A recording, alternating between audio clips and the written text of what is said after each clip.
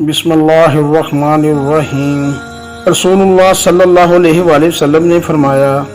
اپنی نفل نماز اپنے گھروں میں پڑھا کرو، انہیں قبرستان نہ بناؤ۔ رسول اللہ صلی اللہ علیہ وآلہ وسلم نے فرمایا، چغل خور جنت میں نہیں جائے گا۔ نبی کریم صلی اللہ علیہ وآلہ وسلم نے فرمایا کہ اللہ سے پناہ مانگا کرو آزمائش کی مشقت، بدبختی کی پستی، برے خاتمے اور دشمن کے ہنسنے سے۔ فرمان مصطفیٰ، مجھ پر درود پاک پڑھنا بروز قیامت پل صراط کی طریقی میں نور ہوگا۔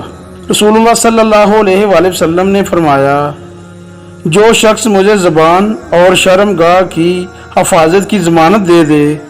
تو میں اسے جنت کی ضمانت دیتا ہوں۔ اللہ کے نبی نے ارشاد فرمایا، میری شفاعت میری امت کے اسی شخص کے لیے ہے جو میرے گھر آنے سے محبت رکھنے والا ہو۔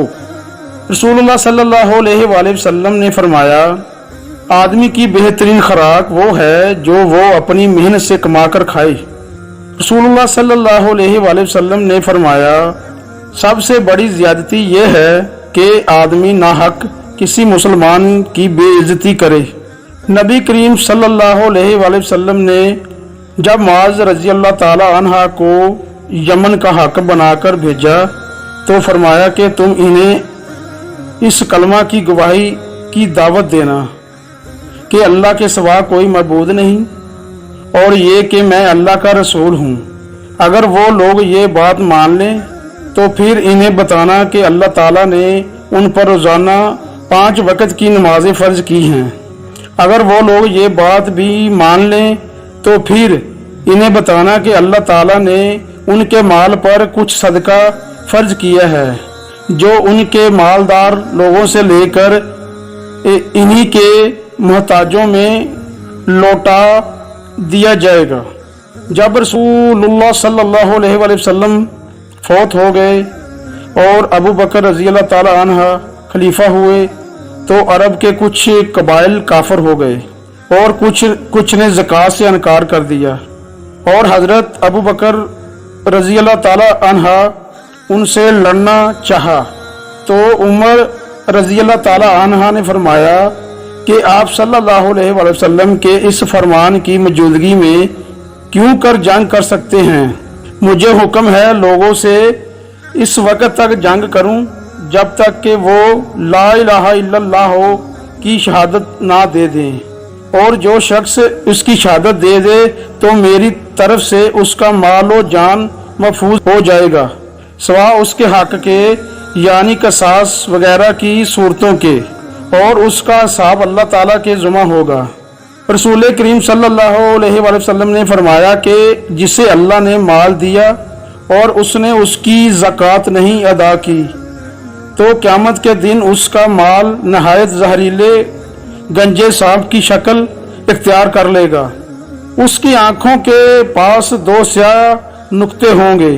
جیسے سانپ کے ہوتے ہیں، پھر وہ سانپ اس کے دونوں جبڑوں سے اسے پکڑ لے گا اور کہے گا کہ میں تیرا مال اور خزانہ ہوں۔ اس کے بعد آپ نے یہ عہد پڑھی، اور وہ لوگ یہ گمان نہ کریں کہ اللہ تعالیٰ نے انہیں جو کچھ اپنے فضل سے دیا ہے وہ اس پر بخل سے کام لیتے ہیں کہ ان کا مال ان کے لیے بہتر ہے، بلکہ وہ برا ہے۔ جس مال کے معاملہ میں انہوں نے بخل کیا ہے، قیامت میں اس کا طوق بنا کر ان کی گردن میں ڈالا جائے گا۔ قسم اللہ کی، میں ہر اس شخص سے جنگ کروں گا جو زکوٰۃ اور نماز میں تفریق کرے گا، یعنی نماز تو پڑھے مگر زکوٰۃ کے لیے انکار کر دے، کیونکہ زکوٰۃ مال کا حق ہے۔ خدا کی قسم، اگر انہوں نے زکوٰۃ میں 4 مہینے کی بکری کے بچے کو دینے سے بھی انکار کیا جسے وہ رسول اللہ صلی اللہ علیہ وسلم کو دیتے تھے تو میں ان سے لڑوں گا۔ حضرت عمر رضی اللہ تعالی عنہ نے فرمایا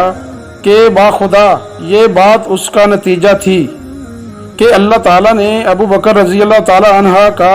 سینہ اسلام کے لیے کھول دیا تھا، اور بعد میں بھی اس نتیجہ پر پہنچا کہ ابو بکر رضی اللہ تعالی عنہ ہی حق پر تھے۔